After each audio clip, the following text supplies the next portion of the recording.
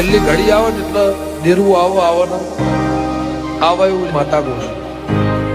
કોઈ કહેતું હોય છેલ્લી ઘડી જે નહીં આવી હોય એને દેરવું આવ્યા વગર રહે નહીં. તારા હો માતા ચીર્યા માં તું છે માં